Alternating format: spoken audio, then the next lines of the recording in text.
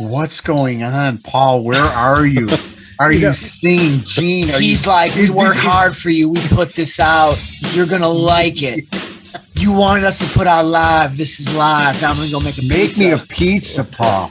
His pizza did like fire the other day, though. It did. He did. It was a nice, thicker crust. Yeah. He had that little smirk of like, and I didn't burn it this time either, bitches. Your company can win over, too. Don't own the sticker. Don't crinkle the sticker. It's fine, dude. Okay. Dude, I got. What do you want to do with the sticker? I saved the sticker like save that whole package. Oh, yes. Oh, Are you gonna put it on the cardboard? Have you not listened to your elders, my friend? Are you gonna put it on the cardboard? No, I'm going to save the sticker. I've listened to the elder, but I don't listen to. Okay, my you elder. have listened. I've listened to the elder. Okay. Here we go. 3, 2, 1. Hello, everyone, and welcome to. I'm going to do this again because I changed what this is going to be called. All right, 3, 2, 1. Hello, everyone, and welcome to Right Between the Eyes podcast, a KISS podcast with 3 generations of KISS fans telling you why we love it loud. I'm one of your hosts, Rob Myers, and welcome to the KISS vinyl tag. Now, Nick and Nico could not be here on this episode. I got their blessing, and more on that in a bit, being I am probably more the vinyl collector. This one kind of was going to be my baby to tackle here, as they said they don't have as many vinyls to be able to come in and do this. So all that out of the way, you can check all our social medias that'll be going right here. We're on Twitter at RBTE Podcast. We're on Facebook at facebook.com/Right Between the Eyes Podcast. We're on YouTube, which you're currently watching. We have an Instagram page, and we have new merchandise that you can go to virtualmerchbooths.com/RBTE Podcast for a whole gamut of new shirts, hats, and etc., which I am not wearing currently at the moment, as I'm waiting for some of that merch to come in to myself personally. Anyway, Dylan at the Record Spinner suggested that the KISS vinyl community, or the KISS community as well as the vinyl community, would take part of doing a KISS vinyl tag, and that's where a lot of people that review and look and share their collections of their vinyl albums will pick a band or a theme, and they chose KISS this time. And Dylan decided to take it one step farther and invited us, the KISS podcasting and KISS video community, to be part of this KISS vinyl tag. This is really cool. This is the first time I've been a part of something like this, and I've thought about doing my own vinyl channel. More on that in a second, probably at the end of the video. I'll discuss that a little bit. But let's get right to this. This is a really cool idea. So thanks, Dylan, for suggesting that we do this. I don't know why I saluted right there, but I went ahead and did it. So this is the KISS vinyl tag, and what this does is gives us some prompts, as those of us that are going to show off our records, of different types of albums to show in our collection, with the vinyl tag being KISS this time. And there'll be different things. Show this type of an album in your collection, or show this type. Do you have anything signed, etc., etc. So there's 10 prompts. Let's get into it right now. Number 1, the first step of the cure is a KISS. And I've got the list right here off to the side. Show the first KISS record you bought or received. So there's going to be a sad story later in that the only album to survive my original collection, because of an ex-wife, read between the lines there, is this bad boy. And I'm glad I still have this in my collection. It is the H&H pressing of Revenge on blue marble. Now, there was a gray version, so you can kind of see some of the blue there. I'll take out the records if I'm able to for this. I think you can kind of see the blue marble in here without actually pulling it out of the sleeve. But this was the first thing I bought back in 1994, my first KISS album. Now, I had received a couple other albums here and there, and they're in various degrees. Those aren't in my collection anymore. But as far as one that I purchased myself, that I was able to maintain all this time past the ex-wife, is this. So I'm glad my wife now enjoys my KISS collection as much as I do. And Revenge is one of my favorite albums, and is probably my favorite album on our podcast right now. It's holding the number 1 slot. There might be another one that could knock it out of number 1, but my heart always goes to this one. So for the time being, Revenge is my first, and I have pressing 1,310 there. And it's all the same insides that are in the normal version of this, but this one is near and dear to my heart as the first Kiss record, my favorite Kiss album, and this is a great way to start off this list. So number 1, Kiss Revenge, the first Kiss vinyl album I bought. Number 2, Germany Was Really Neat. Show a German pressing with the censored logo. So as most people know, if you kind of look at my shirt right here, where we are, I'm always backwards on these. So the German S logo, let's see, I'm backwards. The German S logo was done for people that may not know. Being in Germany, the Kiss S's off to the side looked a little bit too much like the Germany SS from Hitler. So when they played in Germany or other countries that might have been like, I don't know about those S's, they changed it. So wearing this shirt, I wonder what album I'm going to show. It is, of course, Carnival of Souls. Another one of my favorite albums. If I said there was an album that might knock Revenge off, we haven't reviewed this album yet, but I absolutely love this album front to back. I think it is a great swan song for the Revenge era lineup, and there is the vinyl itself here. And I actually got these both at the same time, the shirt and the vinyl. Kiss Online was doing a German pressing type of a store that month or whatever, and I think you can get some of them still, and you could bundle the shirt and vinyl together. They had not the whole discography, but quite a few of the albums, and this was one, and for every album that they had a corresponding shirt to go with. So number 2, Carnival of Souls, the German logo. Number 3, let's read this one. You wanted the best, you got the best. Show a compilation best of release. Now, I've seen some of my other friends and Dylan himself put up some. So I'm trying not to duplicate some, but there probably are going to be some crossovers because some of these albums are so cool. This was one, both of them I don't believe have shown, if I'm remembering this correctly. It is Smashes, Thrashes, and Hits. This was actually the second Kiss album I ever owned. I didn't say that in the first video at the beginning, that Hot in the Shade was actually my first Kiss, if you will, my entry point into the band. And the second album I bought, because I was a big fan of Eric Carr at the time and his vocals on Little Caesar, I realized, hey, he sings Beth, not knowing at the time that he was not the original person to sing Beth. So still to this day, when I hear Beth, it sounds a little odd at first that I hear Peter Criss's voice, because the first voice I ever heard on Beth was Eric Carr.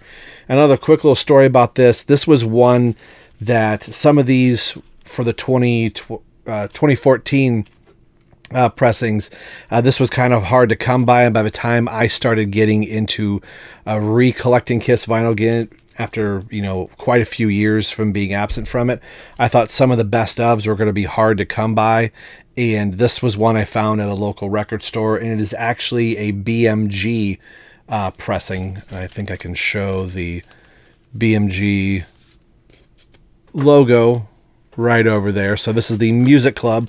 For some of you that, you have a penny, tape it to your mailer, and you get some records, and you got to buy 10 or 5 over the next 3 years or something like that. So crazy, but neither here nor there. Smashes, Thrashes, and Hits for number 3. Number 4, you got to get all you can take. Show a Kiss bootleg. So I was torn at first when I was doing this, and I started thinking, okay, there's bootleg and then there's counterfeit. So I was going to show you my counterfeit Alive 4, which I would go, well, technically it's a bootleg. No, it's actually a counterfeit. I've already done that on my channel here for an unboxing. So I don't have a lot of bootlegs in my collection. It's not that I don't like them. I do have another one down here, but I think a lot of people have that. I've not seen people talk about this one, and some may have it. This was one, again, the Revenge lineup is near and dear to my heart, so I'm going to show this. This is Live in Sao Paulo 1994. So as you could tell here, this is the back. There was the hype sticker that came with it. This is the back of the album, because the front of the album is actually an end of the road lineup picture. So when I saw this at a local record store, I kind of first had thought, oh, this is going to be an end of the road tour DVD collection, or DVD, vinyl album. And then I saw that sticker that you saw there just a little bit, flip the album over, and you also wonder, like, well, what's on the inside? Well, it's not the end of the road. It is the tour. It's the Monster Tour. So I always like when some of these people do bootlegs. They sometimes get the band lineup completely wrong, but I think having a makeup version of the band may make people go, oh, I'm going to buy this, and then you kind of show. So I actually have this in my vinyl bag that you saw there. This is the front of my album cover, and I think you probably saw there that this is pressed on yellow, kind of a yellow clear vinyl. And this was a show, transparent there. So this is a show that is bootlegged quite a bit, as it was the radio broadcast in Sao Paulo that people will make CDs out of. This is also the same show that ends up on Kissology number 3, I believe. So that is my fourth one. You got to get all you could take, a bootleg from 1994 of a Sao Paulo show. And this just came out last year, and this is yellow vinyl of 500 pressings. This is 493. Where are we at there? There we go. All right, number 5. Let's check this one out. She's Got the Magic Touch. Show a Kiss Online exclusive pressing. Now, Kiss has been doing a lot of these in the last year or so, and there were some that really started taking people by surprise, and others were like, I can't believe they're doing this one. So this was one that took us by surprise, couldn't believe that they were doing it. And there was another album I wanted to put in this slot, but it is actually more suited towards the tail end of it. So this is Greatest Kiss. This came out originally in 2014. Then this particular version is the 2022 version that I didn't get the picture disc version. I was trying to find my words there. This is the Galaxy vinyl, which I like this one quite a bit. It was really funny. They did Rock and Roll Over the previous year, I believe, and that picture disc was only $80. And then a year later, they thought, hey, we can charge $200 or $300 for a picture disc. But I like this one quite a bit more, actually. Yeah, the picture disc looks really cool, but this is on Galaxy vinyl. So a couple different versions and amalgamations put here from this. Again, this was one for a lot of people, was going for quite a bit of money initially, and it's because it was only available in the Kisstory box set. And the other cool thing about this is, if I can pull this out here, that they started doing these special pressings or anniversary pressings, on a really nice foiled album jacket and sleeve. So it makes them extra special for that, and gives you something a little different rather than doing the same old vinyl sleeve, which, you know, I'm willing to pay a little bit more for something like this, but I still think the picture discs for some of these are way too high, and the quantities are very, very low. But anyway, for me, the number 5 here, She's Got the Magic Touch. This is my Greatest Kiss Galaxy vinyl pressing. Number 6, You Like My 7-inch Leather Heels. Show a 7-inch. And Dylan, I just got to say, this should have been number 7, because putting up for this, I was thinking, oh, number 6, that's going to be something else. So number 7 is going to be the 7-inch. So number 6 is a 7-inch. And this is nothing special other than it's very, very special to me, near and dear to me. It is a jukebox version. It came directly from a jukebox of Kiss Forever. Pull it out of a sleeve here. And why this is a big deal for me, this is my wife and I's wedding song. The backside of this was A Street Giveth and Street Taketh Away. Again, my first Kiss album, and it was our wedding song. So this was one I'm actually going to get framed with the lyrics of it and kind of have it over our couch or so. So the funny story for the wife and I, when we were putting the music we were having in our program, we were looking at it, and my mother-in-law was like, do we really have to put Kiss in there? And I got to thinking, well, we could put it's written by Paul Stanley and Michael Bolton. She was like, oh, I love Michael Bolton. So, hey, there you go. So number 6, should be number 7, is show a 7-inch, and it is Kiss Forever. And I know this came right out of a jukebox, so that's kind of cool that somebody was at a place when you could go to a jukebox with a 45 in it and play it. So very cool. All right, the big dog for me in this, number 7, you're such a jewel in the rush. You want to show me your stuff. Show your most expensive piece of Kiss vinyl. To me, this is one of the big dogs in anyone's collection, whether you like the album or love the album.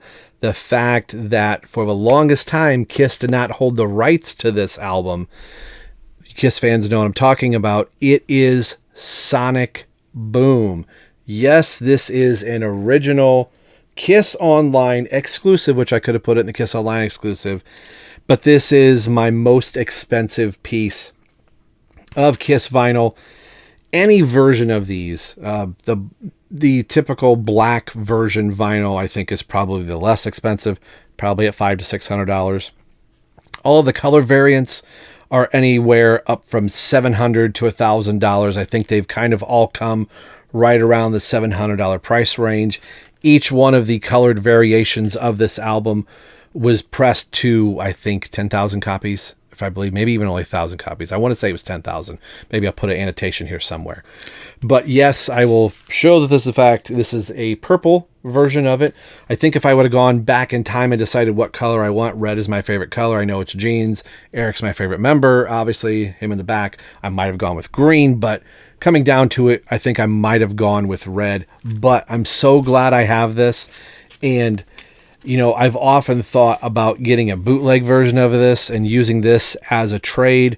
If anybody has the Revenge tour book, I kick myself for going to the Revenge tour and not picking up that tour book. I might do a trade, but even as I say that, I don't know, because I think just because of the high price for this. So we'll do some of the, well, how do we know it's actual? Well, I don't have the hype sticker. Back in the day, in 2010 when this came out, I took the shrink wrap off and threw it away. I wasn't thinking about saving the hype sticker. Duh. Bad collector, Rob. So we'll look at, there's the back of it. Of course, if you have the one properly, although some bootlegs or counterfeits do have the gatefold, so sometimes that's not always a good tell. Another big thing, well, let's pull out, we'll save that for last. We have the lyric sheet.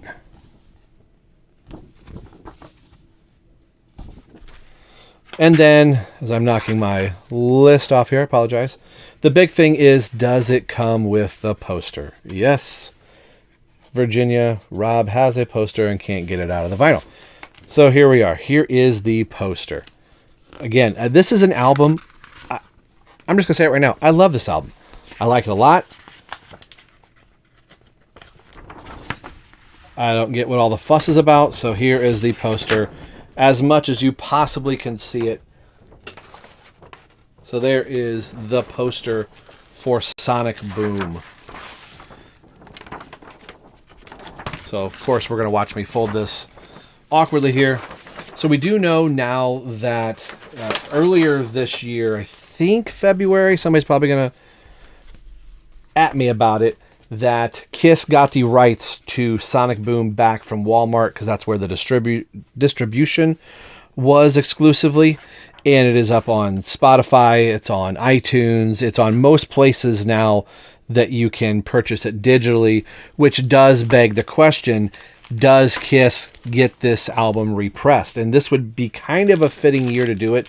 Not that it is an anniversary year for the album. And as I'm saying that, I'm trying to think really quick and do math in my head. Is it an anniversary year?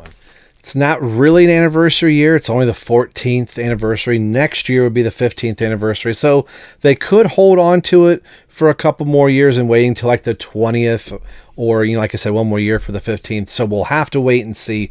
But the most expensive in my collection, again, they're averaging anywhere from, I think the the median range is right around 700, but I have seen some go for $1,000. So anywhere between $7 to $1,000, the most valuable piece in my collection is Kiss Sonic Boom. Number 8. Gotta get away, don't want to stay. Show a solo album by a Kiss member that is not the 1978 Kiss solo albums.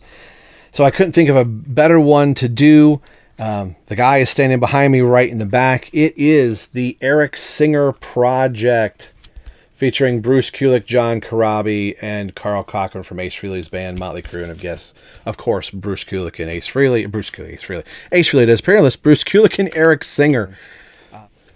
These just got an exclusive pressing a few years back. I'm not quite sure. I'll try and find some information and put it down here. But there were 2 versions of this album released. There is a green vinyl version, which I do have that one, and the clear vinyl version. I just got this in the mail a week or 2 ago, I believe. And the reason why I chose the clear one is because of a variant that I have. I think some people have come across this. Other people that I've talked to in the Kiss My Wax groups, they say their versions is correct. Now I gotta make sure I'm holding this correctly here. I have 2 labels for side 2 here. So there's one version, there's side 2. And there's my other side 2. So let me put this back in this way.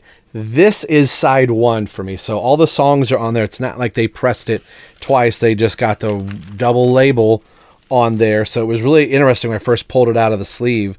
I was like, I have 2 side 2s. So I've never come across that in my vinyl collecting. I have many comic books in my collections that there's weird pressing errors, and I know that happens to people. Sometimes people will get the center label off center, and it'll be actually out inside of the playing surface sometimes.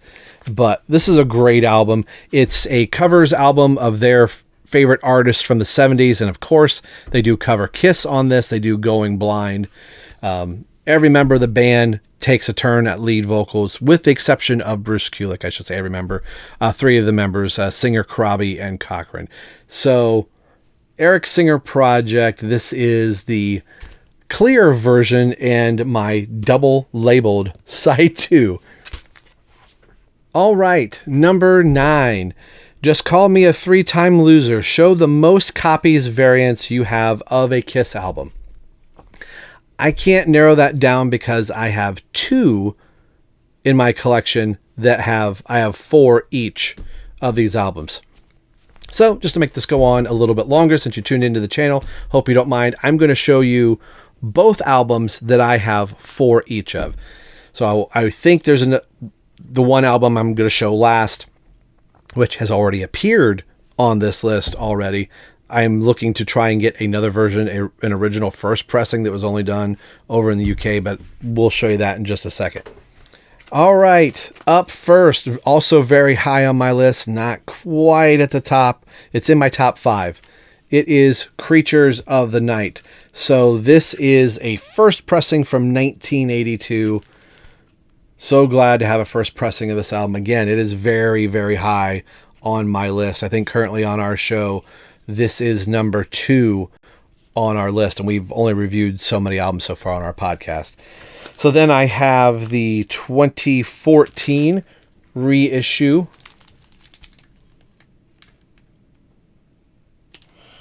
I also have the brand new Creatures of the Night 2022 version. This is the half-speed master, and the deluxe 3 LP version on blue, translucent blue vinyl, which, let's see if I can get it out.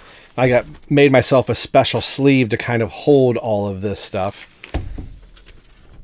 We'll pull out the vinyl here so we can see this translucent blue. Again, take my word for it, it's translucent. So that is Creatures of the Night, coming in at 4 copies. Let's go to the next one. Okay, the other album in my collection that I have the most copies of is, of course, my favorite album, Revenge. We've already seen this guy. This is the 1994 blue marbled version. Then we move on to the 2014 standard version. We'll show the label here.